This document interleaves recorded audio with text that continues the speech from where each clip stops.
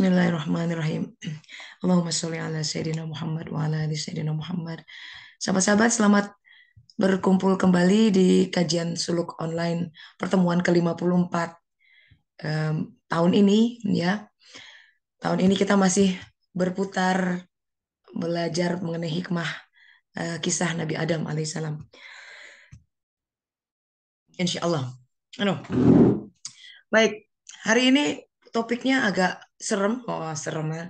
Biasanya kita jarang bicara tentang setan gitu ya. Tapi bagaimanapun di dalam penggal kisah Nabi Adam alaihissalam itu ada aktor ini masalahnya ya. Iblis itu namanya Azazel. Jadi dia itu bagian dari kaum jin gitu ya yang Allah Ta'ala beri kemampuan sebenarnya. Dalam buku Sirur Asrarnya Ibnu Arabi dikatakan dia itu 40.000 tahun sebelum Adam alaihissalam diciptakan sudah ada duluan. Bayangkan 40.000 tahun kalau usia kita segitu kan. Jadi tidak, no wonder gitu. Dia punya klaim bahwa tidak ada satu titik pun aku tidak beribadah. Jadi dia merasa diri lebih tinggi, lebih tahu, lebih ini orang baru gitu kan ya. Kalau kita di kantor tuh nih anak baru kemarin baru lulus gitu, tiba-tiba kok udah dipromosikan gitu kan. Gitu. Kalau kita mau berempati gitu sama Azazel, ya gitu. Jadi karena dia sudah ada 40.000 tahun sebelum Adam alaihissalam diciptakan, sudah banyak diajari oleh Allah Ta'ala, tiba-tiba mendengar, oh bakal ada makhluk baru yang menarik ya. Penciptaan Adam tuh, Adam yang mana gitu ya.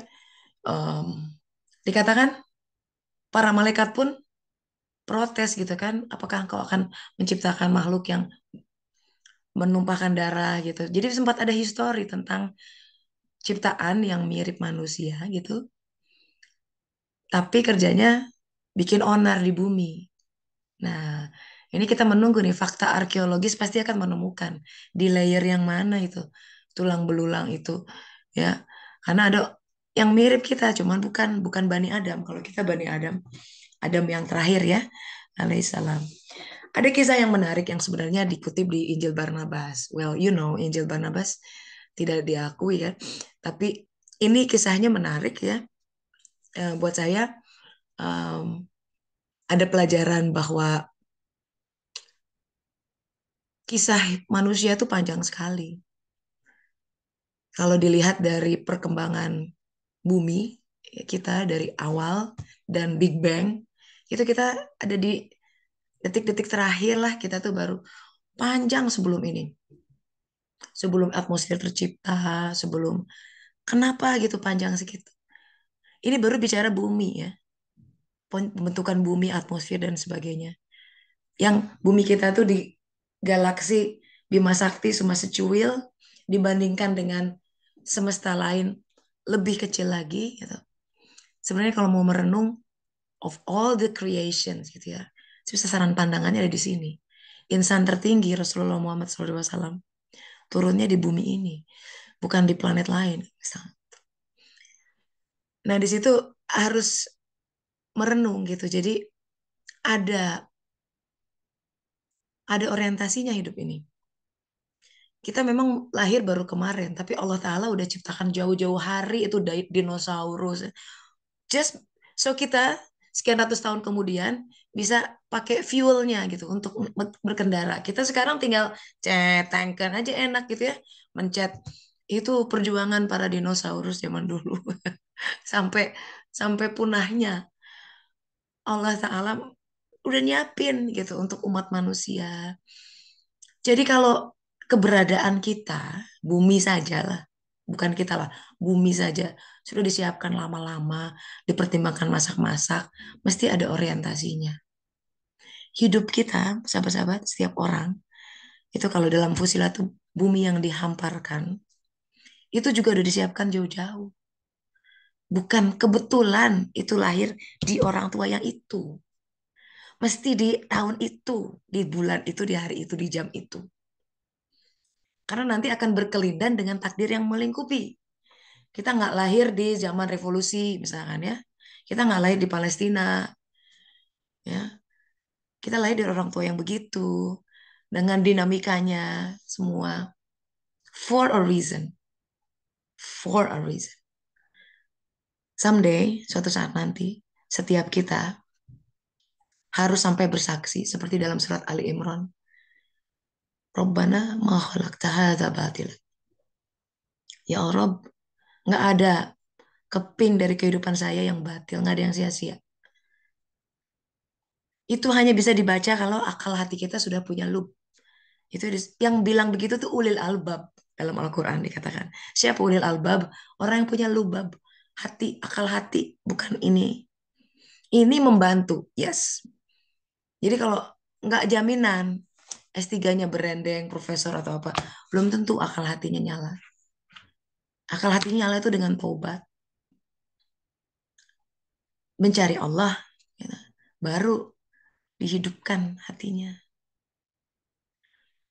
Nah, jadi hati-hati kalau kita bicara setan, masalahnya dia tuh aktor utama yang sudah jauh-jauh wanti-wanti aku akan mendatangi mereka gitu katanya dalam Al-Quran. Dari depan, dari belakang, kiri dan kanan, goalnya cuma satu. Dan kau akan dapati sebagian besar dari mereka tidak bersyukur. Memang syukur itu tidak mudah. Menerima saja. Itu gerbang awal kebersyukuran. This is my life. Yes, ini takdirku. Iya, dengan penyok-penyoknya semua ya. Kan kita nggak bisa cuma nerima takdir yang enak-enaknya aja. Karena kehidupan tuh ada siang dan malam. Mesti dipergantikan. Nah, jadi bicara hari ini topik kita adalah di kisah Adam yang ini, ya, karena suratnya surat Al-Baqarah ayat 36, ketika em, peristiwa pohon kuldi terjadi, ya kan. Jadi iblis berhasil tuh menghasut pakai ilusi gitu ya. Aduh, diambil, digelincirkan keduanya. Dan setan ada di situ gitu, syaiton. Makanya selalu bahkan baca Quran pun harus berlindung dari syaiton. Bayangkan, bukan baca komik ya, baca kitab suci. Lebih-lebih karena itu powerful. Salah baca, wah impactnya jadi beda. Ya kan? Niatnya ini seperti apa? Auzubillahiminasyaitonirrajim. Yang menarik gitu ya, kalimat fa'azaluha itu kalimat azalia dalam bahasa Arab penggelinciran ikhwan. Jadi iblis tuh punya kapasitas Allah kasih kekuatan bisa menggelincirkan manusia. Hati-hati. He's the master of illusion. Yang jelek disulap kelihatan baik. Yang baik disulap kelihatan mengerikan. Orang nggak mau megang. Makanya dia bisa ngegeser orang ke kanan, ke kiri, ke depan belakang. Gimana caranya orang nggak ada di koordinatnya? Itu geser ke depan, dipertakuti dengan masa depan. Dia datang dari arah depan. Gimana kalau anakmu nggak bisa gini? Gimana kalau kau nggak bisa nyekolahin? Gimana? Gimana? Belum kejadian, udah takut duluan. Repot manusia. Dipertakuti oleh pikirannya sendiri. Dibikin susah oleh skenario yang ada di pikirannya sendiri. Kenyataannya nggak terjadi tuh. Makanya ada buku bagus tuh. Why Zebra Don't Get Ulcer. Nggak tahu tuh udah terjemahkan belum dalam bahasa Indonesia. Yang bikin dokter. Dia bilang binatang itu nggak ada yang punya ulcer, ya, borok lambung gitu. Karena asam lambung terus-terusan, biasanya pikiran. Karena manusia itu kebanyakan psikosomatis yang timbul itu karena chronic stress. Itu yang bikin badan hancur. Apa itu chronic stress? Ya, gini dia bilang. Zebra, kuda zebra, seperti halnya binatang lainnya, dia punya mekanisme stres. Which is stress itu bukan hal yang buruk. It's necessary. Kalau kita misalkan, wah ini kita harus kejar pesawat nih, 20 menit lagi, santai. Kalau nggak punya rasa stres, nggak normal. Tenang, nanti juga udah ketinggalan. Stres tuh perlu di keadaan tertentu. Harus cepet, harus ya kejar setoran kayak gitulah, kejar deadline. Tapi dia bilang gini, zebra juga gitu. Kalau dia lihat Singa, dia bilang ya, di buku itu. Why zebra don't get ulcer. Um, Langsung mekanisme tubuhnya stres. Hormon adrenalin meningkat. Jantung tiba-tiba duk duk duk duk duk duk. Pompa udara. Dia udah siap mau lari. Penting. Lihat singa, lari. Kalau nggak punya mekanisme itu, hai, singa, leyatnya, lemot, lelet, mati, dikejar. But then the difference is, dia bilang, kalau binatang, begitu the threat, ancamannya hilang, dia nggak lihat lagi singa, aman. Kembali ke normal, mekanisme tubuhnya. Manusia kebanyakan enggak gitu, dia bilang. Dibikin stres. Aduh gimana ini nanti kalau aku kehilangan pekerjaan, kehilangan pekerjaan, kehilangan pekerjaan terus kayak gitu. Sebenarnya pekerjaannya masih ada gitu loh. Tapi dia takut, sudah dipertakuti karena ada isu mau reorganisasi gitu. Whatever. Takut takut hilang apalah ya. Takut nggak bisa bayar ini, takut. Kenyataannya belum datang. Tapi ketakutan itu sudah ada di dalam pikiran. And this is what happened to your body. Badan kita nggak bisa membedakan itu ini beneran atau enggak.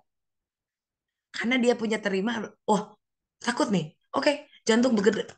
Gitu. Ada stres, dia akan menerima sinyal, oh aku lagi stres nih. Oke, kalau gitu jantung bekerja keras. Hormon stres keluar. Semua, sitokin, semua imun sistem shutdown. Wow, heboh. Gara-gara skenario yang ada dalam pikiran.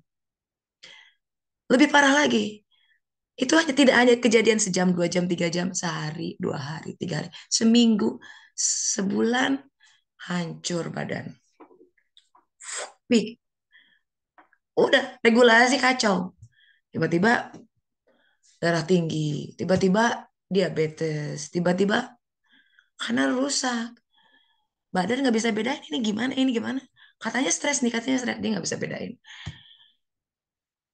So itu bahayanya pikiran ya. Kalau kita nggak menata pikiran dengan baik, tidak produktif gitu ya. Memikir, apa ya, bikin skenario takut, nggak ada. The reality is not like that. Itu pentingnya kita bertasbih. Subhanallah. Zikir, subhanallah. Jangan kau dipertakuti oleh masa depan. Itu berarti kita ketarik sama setan depan. Dia ketawa-ketawa aja.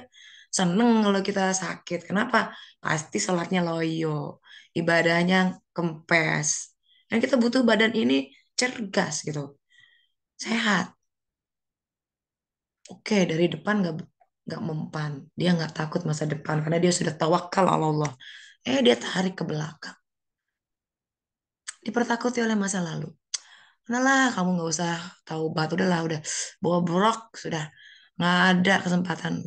Udahlah, digituin sampai nggak ada harapan. Saking malunya gitu, seolah-olah Tuhan Allah Ta'ala nggak berkuasa gitu. Padahal Allah yang bilang rahmatku mendahului murkaku. Kamu datang dengan segunung dosa dan aku maafkan. Tapi itu nggak bunyi karena si setan terlalu kuat pengaruhnya sama dia. Mungkin malu sedemikian rupa lah, apapun. Tapi sebenarnya sahabat-sahabat ya, segelap, sekelam apapun masa lalu kita, ya, it's done anyway. Terus kita mesti move on kan. Siapa? Kan kita katanya Allahu Akbar. Dia Maha Pengasih, Ar-Rahman, Ar-Rahim. Sebesar apa sih? Masih bisa. Kan itu janji Allah selama nafas masih di kerongkongan, apapun diputihkan, apapun, apapun. Di Al-Quran memang disebutkan kecuali dosa musyrik. But then kita lihat lagi di Al-Quran ayat lain, murka apa rahmatku mendahului murkaku. Jadi gitulah dalam bersuluk memang harus seimbang antara khauf dan roja. Takut boleh, harus takut sama Allah. Tapi kalau terlalu takut sampai tidak berpengharapan itu melumpuhkan kita. Nah, jadi setan itu the master of illusion. Dia Gimana caranya manusia itu ya nggak nggak menghormati, nggak mensyukuri detik ke detiknya. Ditarik terus ke empat arah itu, ke depan, ke belakang, dipertakuti, dibikin gembolan gitu ya, trauma masa lalu gitu ya. Padahal trauma apapun, seburuk apapun bisa disembuhkan. Depan belakang, kiri, dia datang dari kiri, dia akan itu tadi mengubah sesuatu yang tampaknya buruk jadi baik. Ditarik dia ke keburukan, tapi dia packaging keburukan itu dengan kebaikan. Tapi dia ketarik ke sebelah kiri. Atau sebaliknya, ya, dia pikir dia berbuat ya ya jadi dia pikir berbuat kebaikan ya, tapi sebenarnya itu hawa nafsunya. Wah, pokoknya gimana caranya manusia itu nggak bersyukur sama Allah Ta'ala. Lebih melihat dirinya, lebih melihat selain Allah Ta'ala dibanding melihat Allah. Ihsan itu susah memang. Itu pilar agama yang sangat halus, ihsan. Nah, jadi hari ini kita membahas itu. Ayatnya jelas, Al-Baqarah 208. Sesungguhnya setan itu musuh bagi kamu yang terang, nyata. Cuma bener nggak? Nyatanya sebagaimana gitu. Kan nggak ngelihat gitu kan ya. Ada dua setan dalam. Setan yang berbentuk wujud makhluk, itu setan iblis. Dan segala pasukannya. Jadi kalau misalkan, itu rankingnya macam-macam dari jenderal, kolonel, semua ya. Kalau misalkan ini mah pangkat prajurit juga udah tergelincir, dia nggak akan kirim jenderal gitu. Nah, jadi dan ini ingat aktor yang sudah punya pengalaman dari zaman Adam alaihissalam.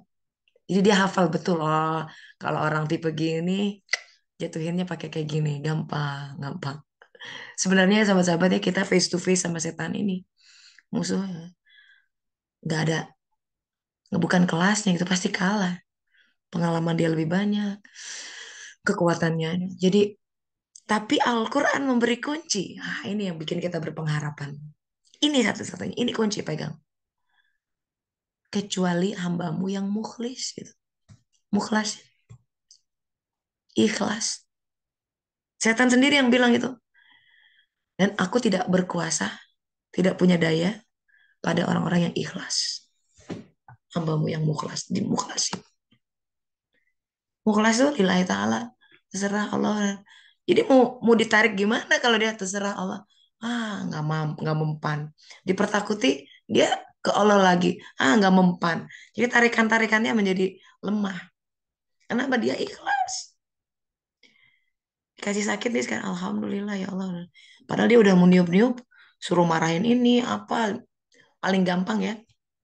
Nyalahin kiri kanan gara-gara kamu nih. Rumah tanggaku jadi begini. Gara-gara kamu nih. Bisnisku jadi begini. Gampang nyalahin orang lain. Everybody can do that. It's not an art. Tapi bisa nggak kontemplasi bahwa kita punya andil di situ? Oh, itu butuh keberanian untuk menerima. Itu ilmu suluk. Di balik semua hal yang Allah izinkan, fenomena yang terjadi, ya, sadari bahwa itu adalah cermin tiga dimensi yang menunjukkan ihwal diri kita. Baiknya diri kita, buruknya pun buruknya diri kita. Yang kita lihat perilaku pasangan yang nyebelin. Yang kita belum lihat adalah kita juga punya hal itu. Cuma beda aja fenomenanya. Pada esensinya sama. Saking sulitnya untuk melihat kondisi diri pribadi. Allah bantu. Nih, dilemparkan. Ini benar-benar tiga dimensi ya cermin. Cuma cerminnya canggih. Tiga dimensi. Wah, bentuknya ada. Kalau cermin dua dimensi kan yang sehari-hari kita lihat tuh. Wah, kalau ini hidup nih kayak gini ya, cermin. Itu hebat. Ini makanya dunia ini banyak yang tidak sadar bahwa ini cermin. Makanya disuruh ikro kita baka kafa binafsika. Baca kitabmu cukup dengan jiwamu sendiri. Jadi sebenarnya di situ adalah harusnya kejadian-kejadian, episode-episode kehidupan, mau manis, pahit, refleksinya ke diri itu Allah sedang menunjukkan kamu dalam status ini sekarang. Kenapa kita perlu itu? Karena man arafa nafsahu faqad arafa rabbahu. Sebenarnya kita punya keinginan untuk ma'rifat. Itu the inner, itu fitrah setiap orang ingin mengenal Allah. Walaupun dia deny. Oh enggak. Ateis atau apa. Tapi bottom line, dia dia rindu. Semua orang. Ada semacam kerinduan. Ada semacam kehampaan yang kalau itu hanya bisa sebenarnya diisi dengan Allah. Ilmu-ilmu tentang dia. Ya, karena sejak di alam alas tuh ya, surat Al-A'raf 172, udah sasaran pandang hati kita tuh udah kita nyari itu. Kolb itu berbulak-balik ingin cari ya Allah engkau di mana? Kau di mana? Kadang dia ke atas, kadang ke bawah, kadang ke langit, kadang ke bumi. Dalam pergantian siang dan malam dia hanya mencari Allah, Allah, Allah, Allah. Di mana engkau? Setiap kali ada hawa-hawa berita gitu ya, berita dari langit. Makanya Al-Quran jelas buat yang pencari Allah dia akan ngulik. Karena ini every single dot, every single ini firmannya. Firmannya itu surat cinta ini. Wow, this is big gitu. Ya. So, jadi hati-hati dalam dunia ini. Ayat Qurannya jelas ya. Masalah digelincirkan setan kiri dan kanan. Apa yang baik buatmu, menurutmu belum tentu baik. Itu kata Allah Ta'ala. Apa yang buruk, menurutmu belum tentu. Tuh, kalau udah gitu gimana tuh? Jadi gimana dong? Ini baik apa enggak? Ayat itu ditutup dengan Allah Maha tahu, Allah Maha ilmu. Maksudnya yang tahu itu Allah. Tanya. Gimana cara tanya? Itu sholat istikharah. Gimana kita tahunya dia menjawab? Kan itu masalahnya. Ya yang benar nggak ya? Gitu. Mimpi belum tentu mimpi itu mimpi yang benar. Kalau kita masih padat syahwat, hawa nafsunya kuat, itu yang terproyeksi hawa nafsu kita. Tuh kan bener, aku melihat orang itu dalam mimpi. Ya iya, dia lagi ngebet sama orang itu. Ya, nah itu suluk. Itu dipelajari di dalam suluk. Gimana cara kita memverifikasi ini benar? Ada ilmu. Al-Quran menunjukkan itu semua. Coba kita lihat surat At-Taghabun ya, ayat 11. Nah, buka Qurannya ya. Nah, ayat surat ke-64. This is how. Nah, gimana sih cara Allah berkomunikasi sama kita? Auzubillahiminasyaitonirrajim. Bismillahirrahmanirrahim. Ma asoba mim musibah.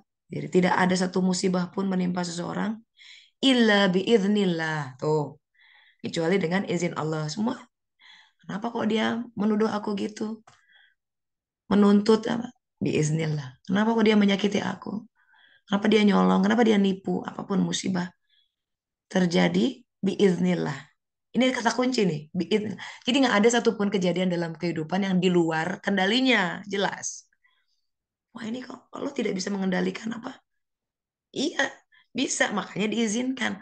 Pertanyaan berikutnya adalah, kenapa dia izinkan? Itu harusnya. Kan dia zat yang tidak menzolimi hambanya. Tapi kok aku merasa dizolimi? Nah, gitu kan? Ada yang di mana tuh? Kita belum belum belum nemu tuh di situ. Kita merasa jadi pihak yang dizolimi. Padahal katanya dia tidak menzolimi hambanya. Jadi ini episode apa? Maka kita perlu paham kan? Perlu paham. Ini sedang apa? Perlu memaknai. Nah, itu perlunya ilmu. Lanjut. Jadi illa biidnillah. Nah, berikutnya. Wa may yu'min billah. Nah, siapa yang beriman billah. Wah, ini bukan iman sembarang iman.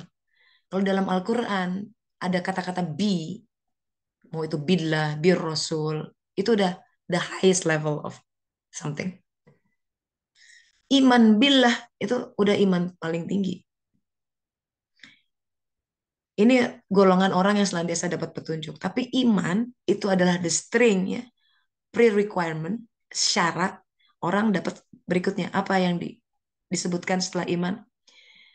Yu'min billah yahdi kolbah. Yahdi itu diberi petunjuk. Itu kan yang kita minta di Siratal Mustaqim tiap sholat. Ihdina Siratal Mustaqim. Huda, petunjuk itu yang diminta. Syaratnya mesti punya iman, nur iman. Di sini disebutkan lagi yahdi kolbah. Jadi petunjuk itu turunnya kemana? Ke kolb. Silahkan dokter Dini cari-cari di buku Grey's Anatomy posisi kolb di mana? Nggak akan ketemu. Nggak ada. Mister Grey tidak menemukan kolb di jasad ini. Itu buku anatomi klasik. Karena kolb letaknya bukan di jasad ini. Yang menarik, Rasulullah SAW itu memberi gambaran. Kolb itu seperti segumpal daging. Sampai gitu bilangnya. Kalau dia baik, seluruh tubuh baik. Di sini itu kita asosiasikan dengan jantung. Karena dia pusat semuanya. Dan memang letak kolb tuh mirip. Kalau jiwa ya, kolb tuh letaknya di jiwa kita.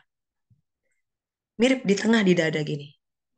Makanya kalau saya lihat ada dada yang bercahaya gitu ya, ada di tengah. Makanya kolb ya muqallibal qulub, sabit qalbi ala dini gitu kan.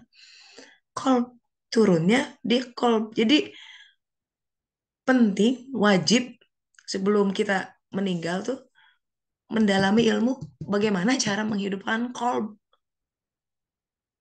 Karena yang namanya keikhlasan tuh rahasia-rahasia itu adanya di kolb turunnya. Jadi petunjuk dalam kehidupan yang bikin kita bingung ya. Kan kita bingung tuh karena nggak tahu arah. Bener nggak? Bingung. Pernah dalam keadaan bingung? Iya. Kalau saya ke tempat yang baru, nggak tahu arah, bingung sebentar. Aku lupa nih, ke kiri atau ke kanan. Itu bingung namanya. Kalau jalan itu setiap hari kita lewati, nggak akan bingung. Karena tahu. Sambil merem juga, ah, ini belok kiri, belok kanan. Sehari-hari lewat. Tahu jalannya. Bingung itu karena nggak tahu arah.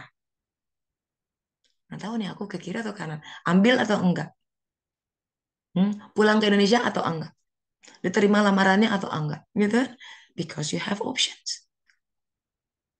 Makanya bingung. Maka butuh petunjuk. Kiri atau kanan. Atau berhenti atau ya. Petunjuk turunnya kemana? Ke kolb. Ya, itu ayatnya pendek. Tidak ada musibah pun, satu musibah pun menimpa seseorang. Illa biiznillah. Wa may yu'min billah yahdi qalbah. Siapa yang beriman pada Allah, ditunjuki kolbnya. Ini syarat-syaratnya. Ini yang setan coba rusak. Ya, caranya. Nah, kolb ini yang dalam simbolisasi lain itu disimbolkan dengan Ka'bah, Baitullah.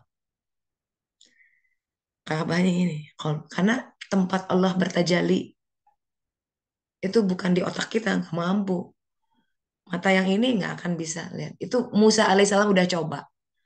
Baru malaikat langit sekian turun, pingsan. Gunung di hadapannya hancur berkeping-keping. Jasad ini cahayanya terlalu kuat, sahabat-sahabat. There's a reason kenapa dia being veiled, tersembunyi. Belum kuat. Nanti ada suatu saat. Jadi kita lagi di upgrade nih kekuatan kita untuk bisa face to face sama Allah Ta'ala. Itu maksudnya. Terus kalau udah ketemu face to face mau ngomong apa? Ya, pertama-tama dia akan ditanya dulu. Yaumil hisab. Nah, itu yang kita takutkan. Semua ditanya. Kamu dulu aku kasih duit sekian. Kenapa dipakai ini, itu? Kenapa nggak nanya aku, bla, bla, bla. Ya, semua.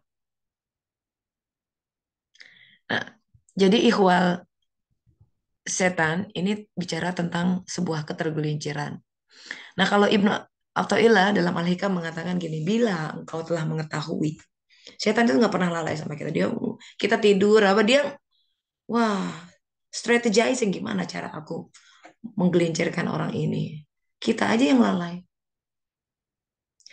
Bila engkau telah mengetahui setan itu tidak pernah lalai terhadapmu, jangan engkau lalai terhadap dia, ma Allah, yang ubun-ubun kita ada di tangannya. Ubun-ubun, pikiran, ya, semangat, semua itu ada di tangannya. Jadi kunci kita, tadi kan dikatakan, aku tidak punya kuasa sama hamba-hambamu yang ikhlas. Ikhlas itu karena udah 100% silahkan ya Allah, aku milikmu, gunakan apapun, gunakan hidupku, gunakan badanku. So, apa yang kau ingin aku lakukan? Gitu.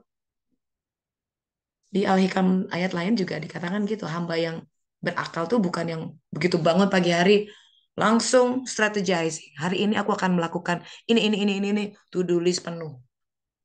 Kalau sudah mulai ma'rifat, tanya dulu sama Allah. Sebelum bikin, boleh tuh bikin to-do list. Iya, dan harus merancang. Tapi adabnya, sholat subuh, Assalamualaikum, Assalamualaikum. Doa, ya Allah, mohon dibimbing. Ya, hamba mau bikin plan hari ini. Nah gitu. Supaya kita bikin plan bersama dia. Agar dilindungi dari rencana-rencana yang batil. Rencana-rencana yang membawa ke kerusakan yang kita nggak tahu. Dia tahu gitu. Itu kuncinya. Jadi ikhlas kembali lillahi ta'ala. Iya, setan akan selalu waspada, tapi begitu kita ingat, jangan lalai sama Allah Ta'ala. Dalam Al-Quran ada kalimat namanya, ada kata namanya fasik. Fasik itu orang yang melupakan Allah. Gajian nih, boro-boro ingat. Langsung, yes, gajian keluar. Wah, langsung. Belanja ini, belanja ini, belanja ini, belanja ini. Nggak ditanya dulu, nggak. Alhamdulillah ya Allah. Kalau perlu sujud syukur dulu. Alhamdulillah ya Allah, terima kasih. Dapat gaji. Biasa gaji bulanan kayaknya. Ya, tapi kan harus bersyukur ya Allah. Mohon dibimbing ini setiap sennya harus kemana. Hamba punya rencana ya Allah. Tapi apakah rencana ini benar apa tidak? Engkau mah tahu. Ngomong dulu. Kalau lupa tuh ya langsung aja lupa. Nauzubillah. Dia berkahnya hilang, ma'rifatnya nggak ada. Dia sibuk aja, ya masuk keluar ini nggak ada. Nah, rugi itu. Nauzubillah min dzalik. Nah, itu. Nah, kemudian bicara tentang ubun-ubun. Ini ada ayat yang dahsyat ini. Ayat ini itu di dikutip oleh Ibnu Arabi di Fusus Hikam. Jadi Ibnu Arabi pada dalam suatu pengalaman spiritualnya didatangi oleh ribuan nabi. Nabi-nabi semua berkumpul. Nabi-nabi itu banyak ya jumlahnya, 124 ribu. Yang namanya disebut di Al-Quran 25. Namanya ya. Tapi di Al-Quran ada nabi-nabi yang namanya tidak disebut, tapi kisahnya ada.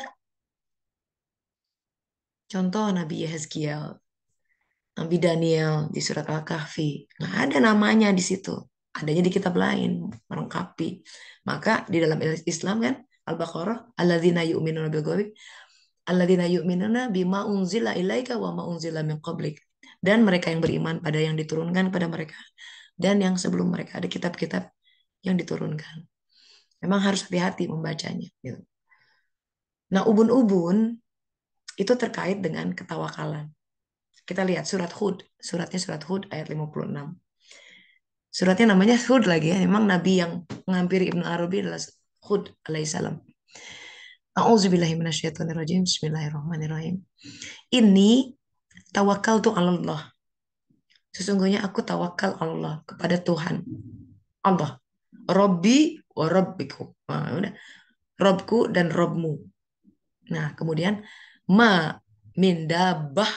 Tidak ada satupun dabah. Dabah itu sahabat-sahabat bukan ulet. Kita juga dabah. Dabah itu makhluk yang terikat oleh gravitasi. Karena kita punya massa. Coba silahkan browsing di Al-Quran. Ada dabah yang letaknya di outer planet di sana. Planet lain. Ya, ini bicara tentang extraterrestrial life. Dabah. Memang ada orang-orang. Jadi kita termasuk dabah. Memang terjemahannya binatang gitu kayak ya, makhluk melata, tapi terikat gravitasi. Kita memang nggak melata, tapi kita jalan dengan dua kaki kita. Tidak ada satupun dabah illa huwa akhir. Kecuali dia memegang binasiat ya. Jadi ubun-ubunnya dipegang. Ubun-ubun tuh semua dikontrol. Itu kenapa kita mesti tawakal kepada Allah. Dipegangin sama Allah. Dan siapa penggenggam terbaik, sahabat-sahabat? Jadi kalau kita mau save hidup kita, dunia akhirat, keluarga kita, anak-anak kita, pastikan kita digenggam oleh Allah Ta'ala. Which is dia memegang kita, nggak mungkin. Ya, cuma kesadaran itu membuat kita menjadi lebih berserah diri. Tawakalnya lebih kuat. Menarik, tawakal ini dikaitkan dengan dabah yang ubun-ubunnya dipegang. Kemudian ditutup dengan inna rabbi ala syiratim mustaqim. Itu kenapa kita minta, ya Allah, ihdinas syiratal mustaqim, tunjukkan syiratal mustaqim. Kenapa? Rob kita ada di situ. Pengenalan tentang siapa Rob. Kan alastu bi rabbikum dari awal. Kita sekarang recollection. Nanti masalahnya ditanya begitu di alam barzah. Man robbuka. Kalau nggak pernah ada di syiratal mustaqim nggak akan bisa jawab. Karena Rob adanya di syiratal mustaqim. Robku siapa ya? Kita dari sekarang ngapalin. Iya, begitu mati, ini ya udah nggak berfungsi nih hafalan-hafalan. Yang jawab siapa? Jiwa kita. Masih hidup. Jiwa tuh meninggalnya nanti ketika kiamat kubra. Ya, malaikat Israfil meniup trompet. Mati semua. Yang di alam barzah, mati semua. Malaikat tiupan trompet kedua dihidupkan kembali jiwa. Zzz, gitu. Si raga dibikin kembali dengan ajaib mekanismenya. Dalam hadis dikatakan, hadisnya panjang banget ya. Tapi dikatakan di situ umat Rasulullah. Bayangkan, umat Rasulullah berarti orangnya sholat apa ya. Dibangkitkan dalam keadaan yang macam-macam, mengerikan. Ada yang kayak kepala unta katanya, ada yang lidahnya menjulur. Kok aneh-aneh nih bentuknya. Padahal dulu aku bentuknya bagus banget gitu ya. Ini kok wah, mengerikan. Lidahnya udah kayak sampai dia menggeset nyeret-nyeret lidahnya. Gimana tuh? Lidah sepanjang itu mengerikan sekali. Kenapa kok berbeda gitu kan? Dulu aku nggak begini. Dalam Al-Quran dikatakan ada yang dibangkitkan keadaan buta. Dia protes. Dulu aku nggak buta waktu di dunia. Ya, karena tapi mata hatimu buta ketika meninggal. Jadi dibangkitkan. Nauzubillah. Jadi raga kedua yang akan kita temui di sana itu sesuai dengan kondisi qalb kita terakhir ketika meninggal. Kiamat. So we can say goodbye sama muka ini. This is gonna be the last. Karena di sana kemungkinannya kalau nggak lebih buruk, jadi lebih baik, jadi lebih cantik. Semoga, ya. Amin. Alhamdulillah kita lebih buruk. Itu hadisnya panjang. Ingatkan saya untuk share itu. Panjang sekali. Kenapa begitu? Ya ada yang makan anak harta haram lah macam-macam. Alhamdulillah min dzalik. Jadinya repot dibangkitkan dalam kondisi yang wah mengerikan. Nah makanya di situ adalah alam di mana semua ditampakkan sejelas-jelasnya. Hal-hal yang tersembunyi. Di sini nggak kelihatan. Sama kan orang munafik senyum-senyum kayaknya tuh bagus. Waduh hatinya jahatnya kan nggak kelihatan. Nah kadang Allah tampakkan tuh dengan izinnya. Hati manusia kan kita nggak bisa raba. Oke lah bisa merasa-rasa tapi we never know for sure. Kita banyak terjebak sama orang yang kelihatannya baik. Di belakang nusuk. Ya kan? Kita nggak tahu. Nah, ini inna robbi ala syiratul mustaqim. Dengan kata lain, untuk bisa nyampe syiratul mustaqim, kuncinya di antara tawakal. Itu tiang. Tawakal itu tiang takwa. Susah kalau mau takwa tanpa tawakal. Percaya nggak sama Allah? Udah. Ini tadi pagi ada sahabat yang berbagi, ada kelas Sambil Suluk. Luar biasa. Ini buat buat buat ibu-ibu yang mungkin single mother ya, ya. Kisah ini sangat inspiring. Ya, orang ini tawakal. Ceritanya sang anaknya ini ibu saya katanya. Dia tuh kalau selalu berpesan sama aku, nak kamu tuh orang baik, tapi belum soleh. Wah, soleh itu term Al-Quran tuh. Amal soleh kan beda dengan amal baik. Orang yang berbuat amal soleh itu disebut as-solihin. Surat An-Nisa 69 mengatakan ada 4 golongan yang ada di Siratal Mustaqim. Nabi-nabi, sidikin, syuhada, salihin. Itu minimal golongan paling minimal. Ranking dari atas nabi-nabi, ranking kedua sidikin, syuhada, salihin. Orang yang beramal soleh. Saya tanya kok ibu bisa sampai begitu punya diajarin Allah tuh.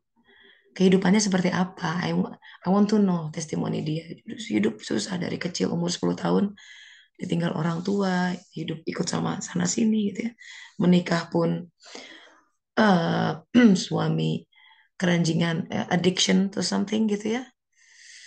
Eh, Sampai ditinggalnya harus menghidupi 5 anak sendirian. Bayangkan 5 anak. Berjualan nasi kuning, apa memenuhi kebutuhan sehari-hari. Sabar ya. Anaknya jadi semua. Bukan sekedar sukses duniawi karena dia tahu pengorbanan ini ibunya, jadi dia tidak lupa sama kulit. Ya, itu kan akhlak ya sebenarnya yang pemberian beliau yang paling mulia yang diwariskan sama anak-anaknya adalah akhlak. Itu yang kata Rasulullah juga. Kalau mewariskan tuh akhlak yang baik, nggak ada duanya. Duit mah habis, bahkan nauzubillah bisa jadi sumber pertikaian gara-gara duit. Tapi kita mewariskan dasar-dasar kebenaran dan lain sebagainya. Bukan tidak boleh, tapi jangan jadikan itu nomor satu. Celaka, ya. Tawakal, ya. Oh, percaya sama Allah. Bener, beliau sudah almarhum, ya, sudah meninggal. Anaknya bisa bertestimoni. Dulu ibu saya ngebesarin 5 anak. Sahabat-sahabat, dalam hadis itu dikatakan Rasulullah SAW, kita pikir orang paling mulia, paling dekat sama Allah.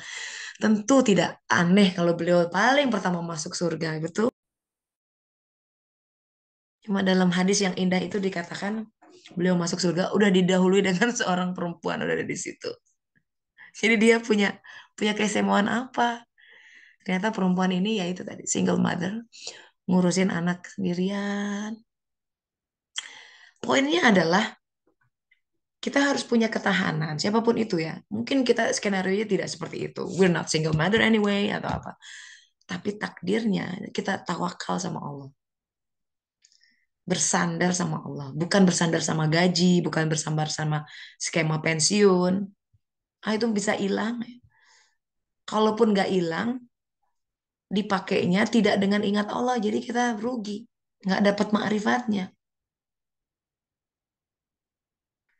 Ya, jadi tawakal. Itu kata yang sering kita dengar. Cuma kayaknya kita harus berkali-kali. Ini aku tawakalnya sama Allah. Atau tawakal sama tabungan. Atau tawakal sama orang tua. Karena orang tua terus yang nolong. Atau pasangan. Ujian dalam kehidupan akan menampakkan itu. Sebenarnya sandaran kita kemana. Semakin sakit kita berpisah dengan sesuatu selain Allah itu. Semakin menunjukkan lah itulah kemelekatan kita. Sedemikian begitunya. Padahal Umar bin Khattab, kamu boleh mencintai siapapun. Ingat, kamu bakal berpisah. Ada saat you have to let go. Biar nggak terlalu sakit, nggak usah digenggami terlalu. Kata Bang Roma Irama, terlalu. Nggak boleh terlalu. Repot. Karena pasti hilang ya, pasti berakhir. When that time comes, ya, pastikan kita sudah siap secara mental. Supaya kita nggak sakit. Jatuhnya tuh terpuruk banget. Susah. Alhamdulillah. Nah itu sebagai pembuka, diskusi pembuka, silakan sahabat-sahabat. Jika ada yang mau berbagi perenungan, ya, kontemplasi Jadi dimulai dari kisah Adam alaihissalam, ya, setan, iblis ini memang berkelindan terus gitu. Yang mungkin sambil melengkapi kisah, mungkin saya udah cerita ya, ketika jasad Adam tuh diambil dari empat penjuru bumi, dari tanah-tanah yang paling mulia. Kemudian disemai di jalur malaikat naik turun di bumi. Itu adalah jalur Isra Mi'rajnya Rasulullah Muhammad SAW, dan jalur yang sama yang Nabi Yakub lihat, yaitu that is Jacob's ladder, tangga Yakub. Itu di dalam tidur dia melihat ada malaikat naik turun. Nah, itu poros langit bumi disemai itu. Jadi punya kekuatan malakutiah raga ini. Kemudian gemparlah penduduk langit. Ada makhluk baru, ada makhluk baru gitu. Si iblis kemudian dia dilindungi di sebuah taman gitu ya, dijaga oleh setan dan tidak boleh yang keluar masuk, tidak boleh semua orang, aksesnya terbatas. Ada beberapa makhluk yang bisa keluar masuk. Kuda diantaranya mungkin ya ada. Nah, jadi ini ada kisah ular naga gitu yang dihasut oleh iblis, selundupkan aku ke sana, yuk kita hancurkan tuh raganya, karena kalau dia jadi beneran, wah dia akan memperbudak kita. Kamu, dia ngomong sama si kuda, kamu akan diperkuda. Dan wah, oh ya, masa. Oh kalau gitu kita. Jadi mereka bersekongkol suatu hari. Jadi udah kata naga, masuk saja ke mulutku. Iblis dimasukkan ke sana, menyelunduplah masuk ke taman itu. Malaikat nggak lihat, cuman oke, masuk. Begitu lihat ada raganya eh, Adam, wah langsung si kuda nginjek-nginjek gitu ya, dihancurkan sampai iblis benci banget, meludah di atas. Ini adonan nih masih udah bentuk jasad, cuman belum hidup.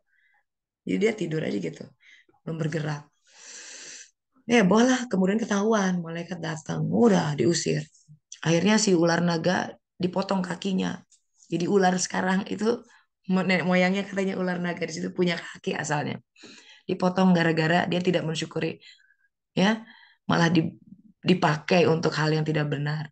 Kemudian karena dia menyelundupkan iblis, ludahnya jadi berbisa, jadi lidahnya juga jadi bercabang gitu ya. Itu iblis kayak gitu. Sampai seperti itu tanya.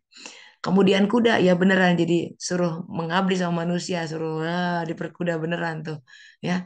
Gendong, harus harus harus apa namanya? Mengangkut kita gitu. Nah, malaikat kemudian tahu iblis merudah tanah, kan ini masih campuran tanah ya, tanah liat. Bagian tanah liat yang bercampur ludah iblis itu oleh malaikat diambil. Diambil menyisakan cerukan karena kan diambil setanah-tanahnya. Allah kasih instruksi bikin makhluk lain. Apa itu? Jadinya anjing. Dari situ tanah liat Adam yang bercampur ludah iblis. Karenanya ludah anjing najis, harus dibersihkan. Dengan apa? Dengan tanah. So ada kisah zaman dulunya di mana syariat itu ada kisahnya gitu. Kenapa harus di ini? Kenapa babi haram gitu? Ada kisahnya. Nah, makanya kita kalau jadi oh ada kisahnya kan kita jadi oh interesting ya kan? Kita tuh butuh paham. Semua bisa dipahami kok, semua ibadah itu. Kenapa 2 rakaat, kenapa 3 rakaat, kenapa subuh jam sekian. In the end Allah akan ajarkan. Nah, kita minta diajarin sama Allah supaya kita paham. Karena Allah tuh nggak mau kita kayak robot. Kenapa kau melakukan itu? Nggak tahu ya, pokoknya suruh aja gini kan nggak begitu. Karena kita perlu paham. Ya, walau alam. Ayo, silakan. Biar nggak saya aja. Silakan. Ada yang mau berbagi? Ayo, gantian. Mhm. Assalamualaikum Teh. Waalaikumsalam warahmatullahi wabarakatuh, Mbak Putri. Silakan. Izin share ya Teh, udah lama nggak Mhm. sharing di sini. Mhm. Eh, ini sih Teh mau apa ya? Emang ini ya. Itu tadi kan kita ngomongin tentang apa? Iniannya syaiton ya. Kadang tuh aku sih ya, kayak ngerasa apa sih namanya udah oh aman nih, udah bisa kayaknya handle satu masalah ini. Ternyata mungkin terjebak di yang lainnya. Kayak jadi tuh pernah kan teh aku tuh berangkat apa mau pulang kuliah. Terus udah malam kan. Jadi mau sholat maghrib dulu. Nah, em, waktu mau sholat maghrib itu biasanya kan sholat maghrib tuh di musola. Kan ini ya teh aku tuh kan tunanetra ya. Terus biasanya tuh aku sholat di musola kan musola tuh kecil jadi em, aku masih low vision. Jadi kalau di musola yang kecil tuh masih oke lah ya. Terus Hmm. tapi kan maghrib, jadi musolanya tuh tutup gedung karena musolanya ada di dalam kampus. Jadi aku sholat di masjid.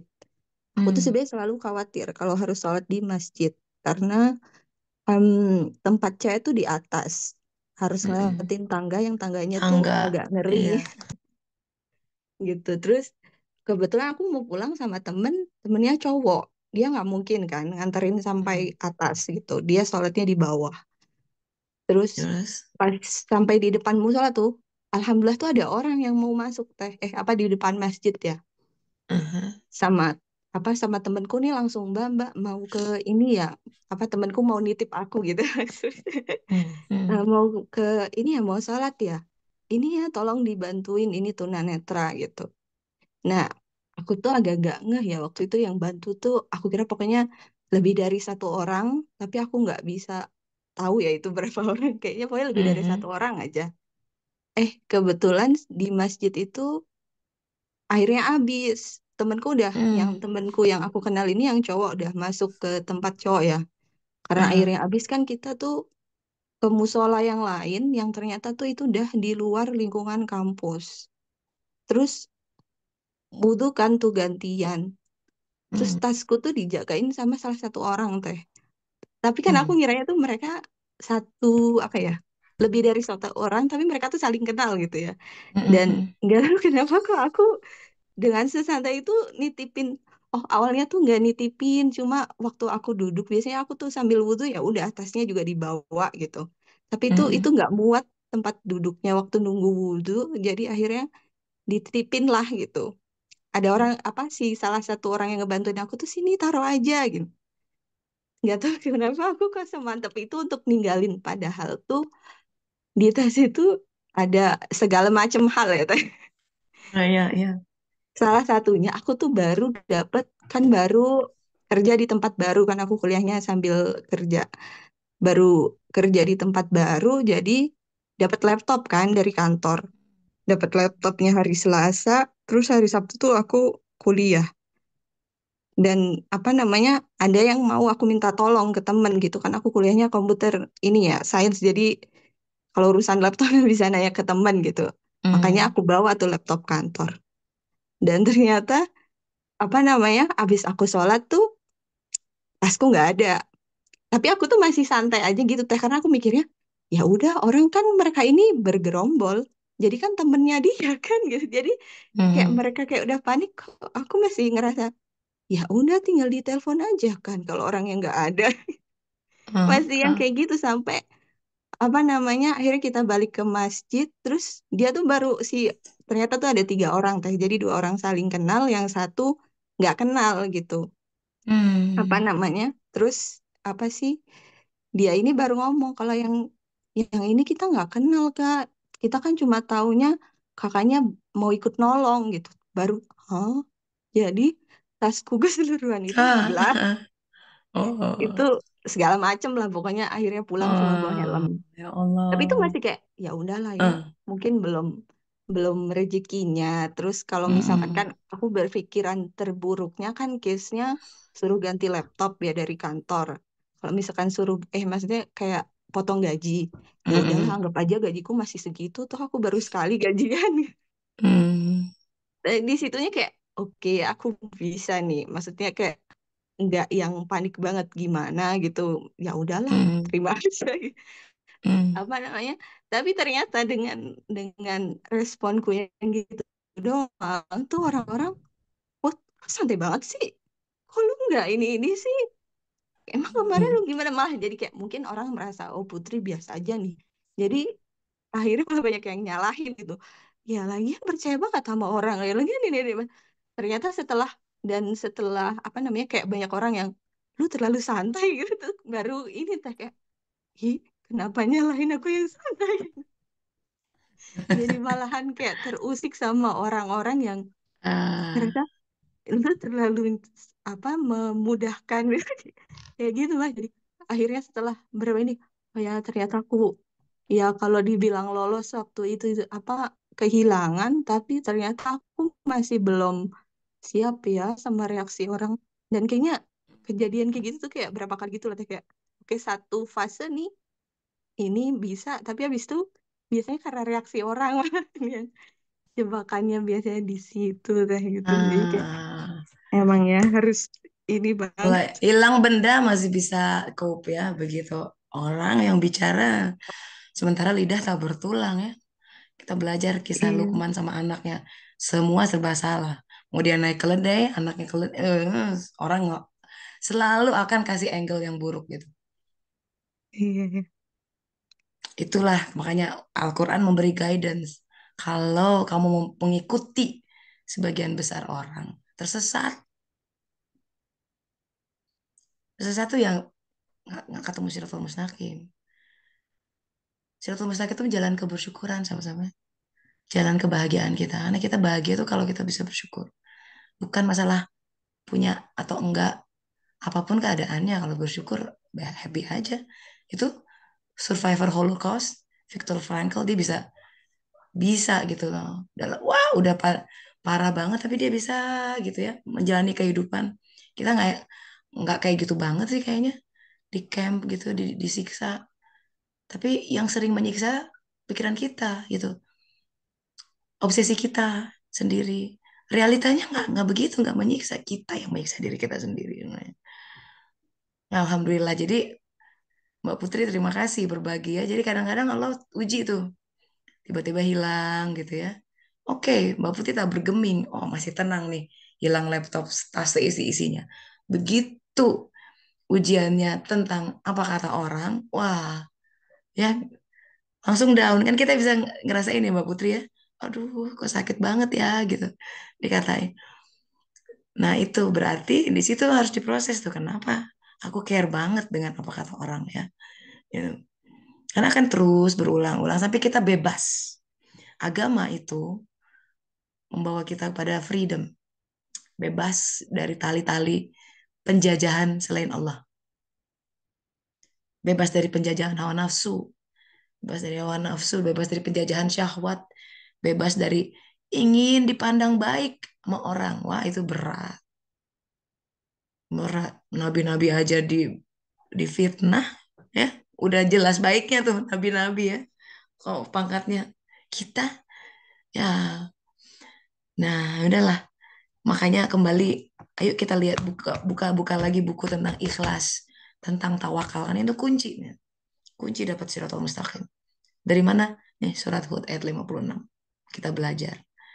Jadi ya oke, setan bisa goyang sana sini. Itu mah dengan izin Allah memang harus ada yang nguji, dibakar kan hari Tuhan tuh. Kita membangun rumah ibadah. Ada yang membangun dari kayu, ada yang membangun dari kertas. Taunya dibakar sama Allah. Kertas hancur, kayu hancur juga, cuman lebih lama dari kertas. Yang bertahan yang mana? Nah, itu kita terus diuji. Oh, pengabdian kita kualitas kertas ternyata habis. Kita harus punya kualitas besi. Oh, makanya ada surat namanya Al-Hadid. Besi itu lambang kolb, sahabat-sahabat. Dipanasin, memang meleleh, tapi bisa ditempa jadi pedang. Ya, luar biasa. Nanti begitu panasnya ini, dia bisa menguat. Wah, itu banyak sains yang mengagumkan di balik ayat-ayat Quran. Nah, pokoknya kita back to ini ya, kembali ke core. Pegang Al-Qur'annya, ya. tawakal sama Allah, jangan takut, jangan dipertakuti sama kehidupan. Ada ayatnya, nggak boleh takut kepada selain Allah. Udah tuh gitu aja. Jadi kita takut nggak bisa bayar, takut takut apa? Sok ada di list buku daftar ketakutan. Kalau masih selain Allah, nah itu yang harus diistighfari. Itu yang menahan rezeki kita. Jadi kita nggak kelihatan sebenarnya ada rezekinya. Karena takut melangkah, dipertakuti oleh pikiran kita sendiri. Nauzubillah min dzalik. Ingat, setan itu the master illusionist. Hati-hati. Hal yang kayaknya baik, jangan langsung, makanya jangan terburu-buru. Terburu-buru itu dari setan gitu kan katanya. Setan tuh suruh, ayo cepet-cepet ya. Ini mumpung 3 menit lagi nih. Ini online. Harus sekarang. Nah, Allah kan gitu. Hanya hari ini Bu tawarannya. Besok udah nggak ada lagi diskon. Nah itu tuh ngajak kita terburu-buru ngambil keputusan. Padahal mah nggak penting-penting banget. Nggak perlu-perlu banget itu beli barang itu. Menyesal nanti. Apalagi kita harus bertanggungjawabkan semua gitu ya. Alon-alon asal kelakon. Tenang dalam mengambil keputusan. Tumak Nina itu kan tenang juga. Tartil baca Quran. Sama. Dalam kehidupan baca dengan tenang. Sabar dalam menunggu ketetapan Allah. Itu semua kaidah-kaidah Al-Quran. Terapkan itu sahabat-sahabat, sabar aja. Dan lama-lama kebaikannya akan terkuak sendiri. Orang mau ngomong apa, silakan. Itu urusan dia sama Tuhan. Pokoknya kita mah berbuat baik, merespon dengan yang baik. Senyum-senyum aja. Alhamdulillah, Rabbil Alamin. Gitu. Ya, baik. Alhamdulillah sejam tak berasa berlalu. Semoga bermanfaat kajian hari ini. Ya, Insya Allah minggu depan semoga ada waktu dan kesempatan, ada usia, kesehatan juga, kita bisa lanjutkan kembali perenungan yang lain tentang dari aspek mana nih kisah Adam alaihissalam. Alhamdulillah kita tutup dengan doa akhir majelis. Subhanaka Allahumma wa bihamdika asyhadu an la ilaha illa anta astaghfiruka wa atubu ilaik. Alhamdulillahirabbil alamin. Terima kasih sahabat-sahabat semua. Silakan melanjutkan aktivitas. Saya pamit dulu. Assalamualaikum warahmatullahi wabarakatuh. Silakan. Waalaikumsalam Ri, warahmatullahi pamit dulu. wabarakatuh. Terima Silakan. kasih. Ri. Terima kasih.